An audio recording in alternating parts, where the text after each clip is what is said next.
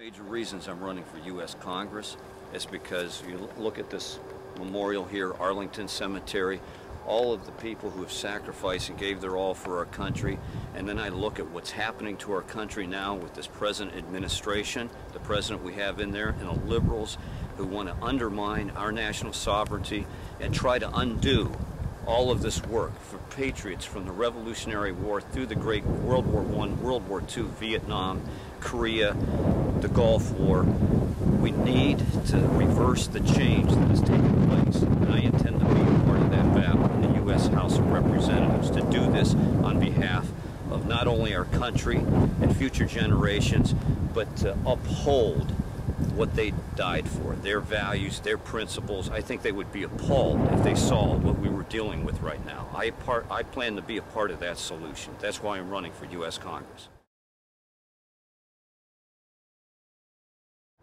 Right now we're at the Korean War Memorial. If you look, this was just built about 10 years ago. The wall on the right. And if you notice, and I think this is significant, the POW MIA flag right there underneath the American flag. The POW issue is one of the major issues I've been campaigning on, and it's an issue close to my heart because I've worked over the years, since at least 1996 up until a year ago, with POWs, former POWs, I mean, of Korean War, and most specifically the Vietnam War.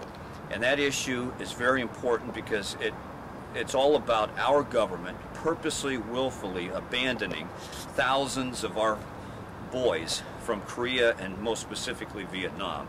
I worked on that issue with congressmen and senators over the years, did a number of talk radio programs on the issue, and it's an issue dear to my heart.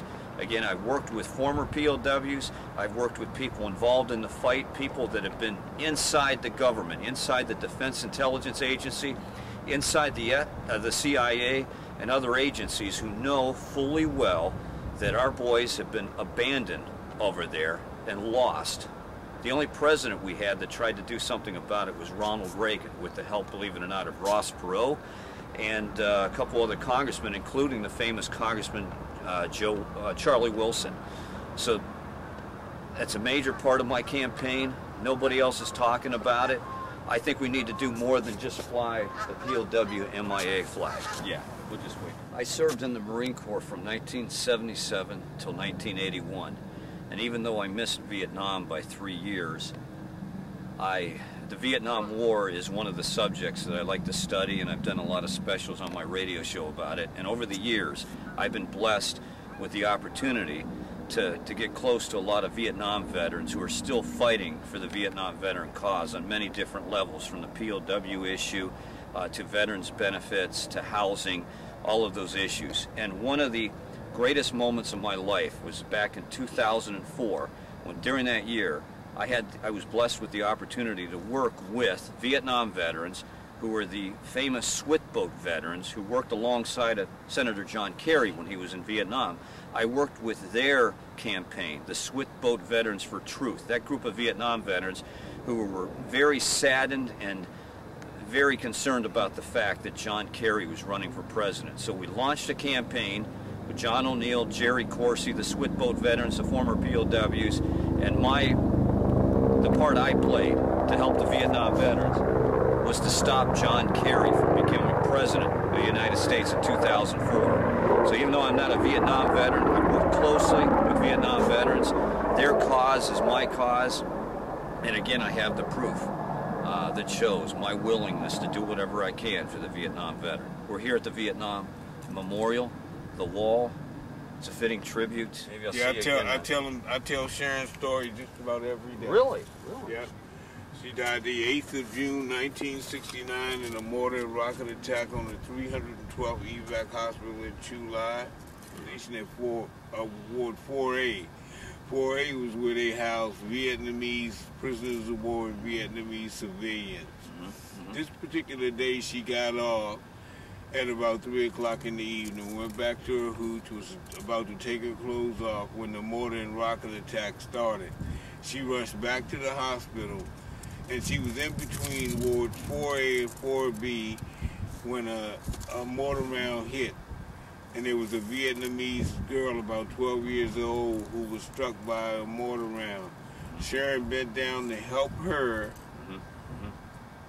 administer first aid to her when she herself was struck by a mortar round, and she was hit in her aorta, and she died instantly, and that was on the 8th of June, 1969. She's from Canton, Ohio, Stark County. She's right. one of the most highly decorated females on the wall. One of her decorations is the Bronze Star for heroism, our country's third highest honor for heroism for Vietnam. She was 21 years old when she died. Yeah, and she had only been in Vietnam for 2 months when she was killed.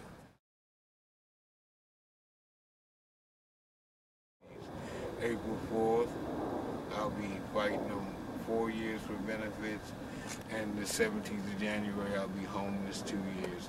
I come out here every day, help people do robbings, tell them about the wall. That's how I get money to eat every day. Where are you from? What right state? Here in Washington, D.C., born and raised here. I'm the last person alive in my family, you know, and I have nobody else. I stay in a homeless shelter here. I can't go in until after 11 each night. They kick me out between 6 and 7 every morning. DA down here is not doing much for you or anything? As a matter of fact, I just got a letter from them last week, and hopefully they'll finally give me my benefits on the 1st of February. What do you do? Just check in their office? You don't take the only word? I go down to their office 3 times a week. I have a post office box where I get my mail at. Do you have a phone number, somebody there you're dealing with? Yeah. I can give them a call? No. No? No. There's nobody, is there anybody I can call? What you can do is, you can write the Department of Veterans Affairs and tell them you met a homeless Vietnam veteran here at the wall. My name is O'Donnell H. Parker. And just tell them that you met one and ask them why there are so many homeless veterans in America. Congress just commissioned a study as a part of their health care initiative. 60% of all homeless men in America are veterans of the United States military who honorably served. And 60% of those veterans are Vietnam veterans. It's terrible, man. You know, it shouldn't be that way.